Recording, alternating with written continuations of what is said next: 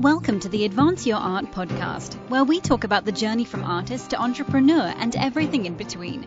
You've worked hard to hone your craft. Now take it to the next level with tips, techniques, strategies, and routines used by successful artists to grow their businesses and careers. Now, let's get started and have some fun with your host, Yuri Cataldo.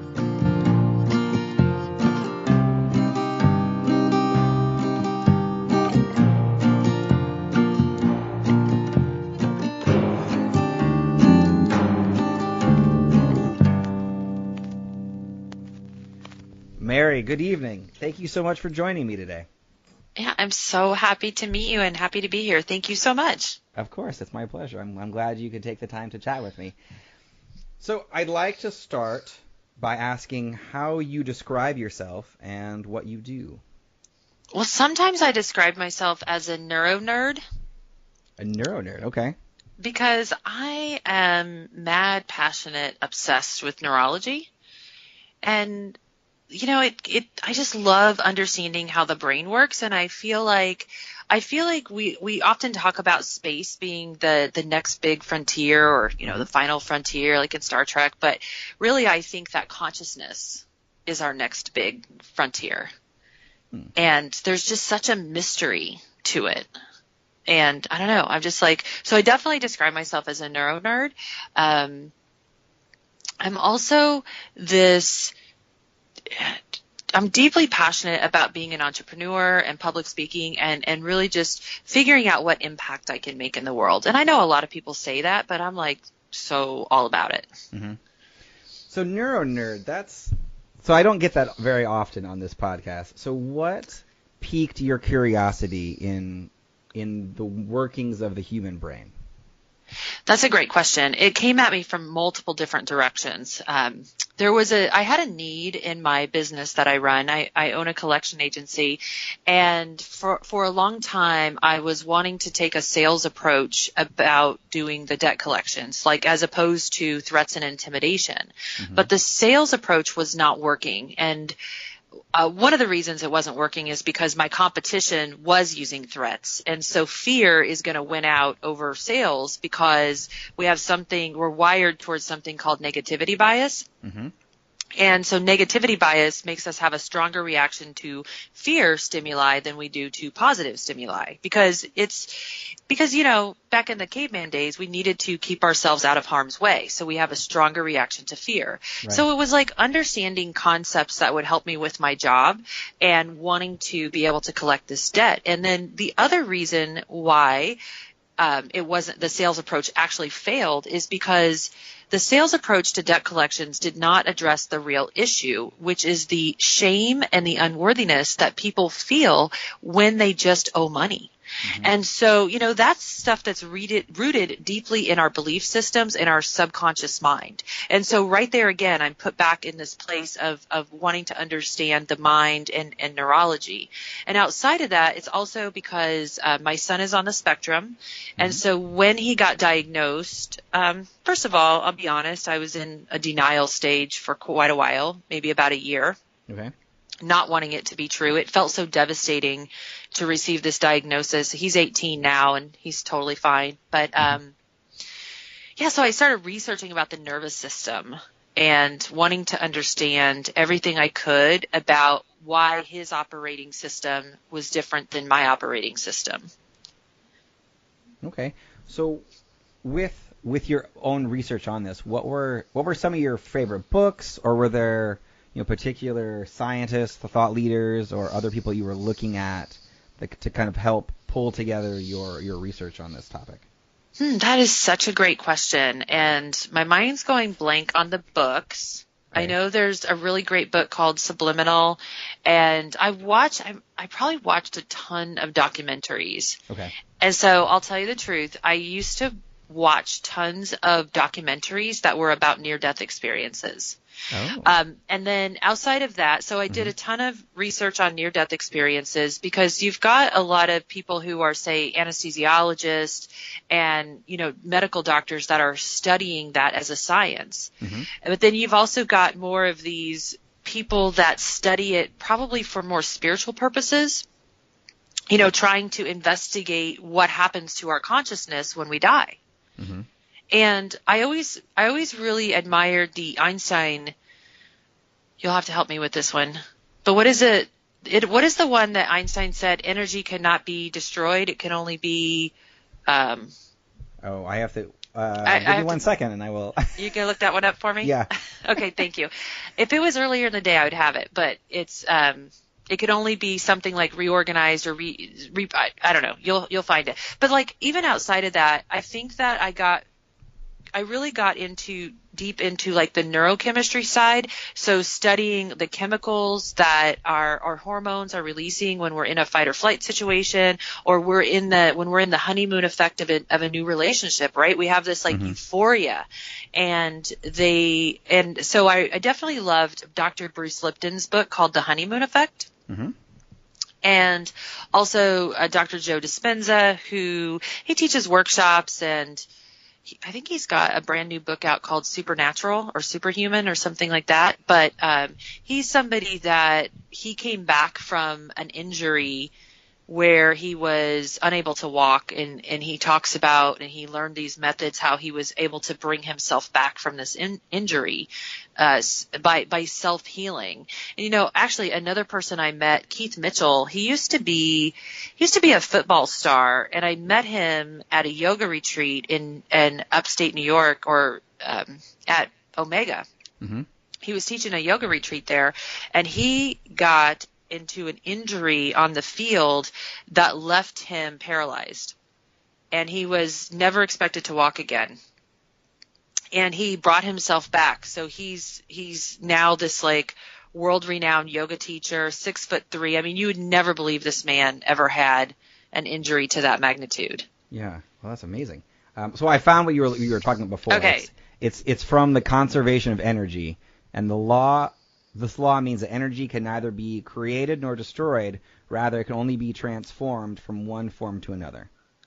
Is that what you're talking about, or no? Yes, and okay. so we know that there are synapses. We know that there are synapses and neurons, and we know that there's some sort of electrical stimulation in the brain, but we don't know what happens to it. And so we've got these scientists studying things like microtubules, and don't ask me what they are because I don't know. Like I said, I'm a neuro nerd, not a neuroscientist. Sure, which is even more exciting that way. Thank you. So I think maybe it probably has, but your love of and fascination with the brain also then transformed to words and the power of words? Yes, because I really dived deep into personal development probably about 15 years ago. Mm-hmm. And I'm studying all this stuff about high achievers. I got into the Tony Robbins world, and I walked on fire and jumped off telephone poles, and I 100% drank that Kool-Aid. Mm-hmm. And I guess I sort of graduated that level, and I kept going deeper and deeper and deeper in understanding more and more about how we are programming ourselves, like how our subconscious works, and how we're running on things like a pre-installed program in our mind. Like, I'll give you an example. The other day I was getting a massage at my friend's house, and I walked into her bathroom afterwards, and I turned the light on, and then I noticed, said, it's not dark in here, because she has a big window in the bathroom. Mm-hmm. And I thought, why did I turn the light on? It's not dark in here. Well, I turned the light on because 95% of the time when I walk into a bathroom, it's dark and there's no window. And so it's an automatic behavior to turn the light on. But that's such a great example of so many automatic behaviors that we just run on and do on autopilot without even thinking about them. But if we even think, and I was on another show one time where we were talking about the concept of free will, and this guy that has this show, like, his concept was there actually is no free will, that everything we do is like pre-established based on our programming, which I thought was interesting because, of course, I had the opposite stance that we do have free will, and that we get to choose the programs that we install. Yeah. And so this is where you come into the power of words, because it's like this repetitive almost like self-hypnosis, that the words that we're repeatedly saying to ourselves and to others are having an effect on us at a cellular level, some of which that we understand and some of which that we don't understand yet, but we're looking into it, and that's cool. Mm-hmm. Has your fascination with words also, have you gone down the path of like influential words and like how to get people to use words that make them do things either for better or for worse? Yes. So this goes back to my business again, because where a lot of this started for me was when I was trying to solve this problem of debt collections. I decided after that big failure, I just looked at the phone one day and I said, I want the next person who calls to be happier at the end of the call than they were at the beginning of the call. And it was actually the most brilliant thing that I've ever done, because what happened was I started to really pay attention to what words were triggering people. And that led me to understand that just by people having a debt in the first place, that they were already triggered when they even called our office. And so I felt like, and I actually told all my staff, I'm like, okay, so our goal no longer is to collect the money. Our goal is to make the person happier. And my mission actually became, I want people to feel good about paying their debt instead of feeling shame and unworthiness for having a debt. And so just by paying attention and trial and error and over years, I figured out what words were triggering people. And this was any time you said something like no, not, can't, won't, however, unfortunately. So I created a do not say list. Mm-hmm. And that do not say list, it's like a real thing. Like, I know it sounds weird that I'm running a business without ever saying those words, but the truth is those words trigger people and they move them. And once they're triggered, what happens is those chemicals, like adrenaline and cortisol start pumping through the body, and it puts people in a fight or flight response. Well, they cannot be solution focused and fight or flight focused at the same time. Mm-hmm.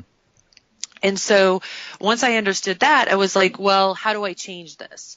You know, how do I actually say things that make them happy? And I found a set of words that I knew that if I say these words to people, it begins to trigger their parasympathetic or their rest and digest, and they begin to relax a little bit. And that's all I need is for them to let go a little bit so the blood starts pumping back to the solution centers.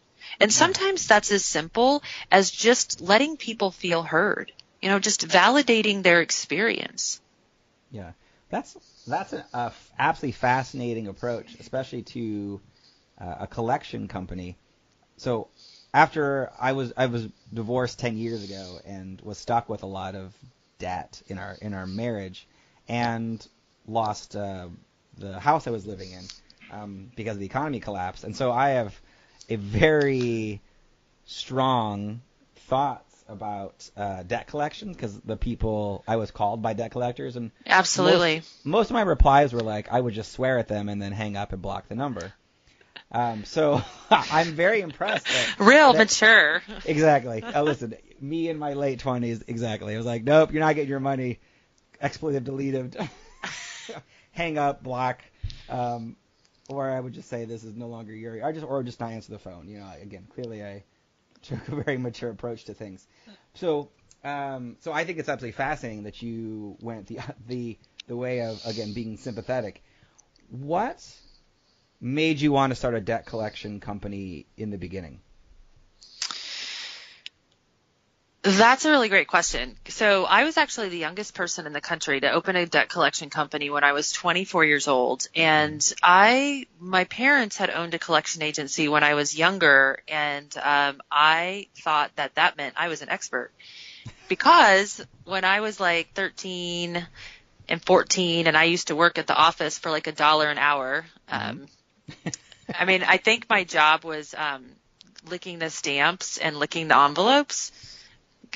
So I feel like I should check my toxic load. But anyway, yeah, I mean, you know, when you're 24, you're so naive. You don't – I wish I could give this, like, big empowering story about how I was going to, like, start this business and set the world ablaze, but it's just totally not true at all. I actually kind of felt like a failure for many, many reasons. I felt like a failure. I didn't think I was going to amount to much.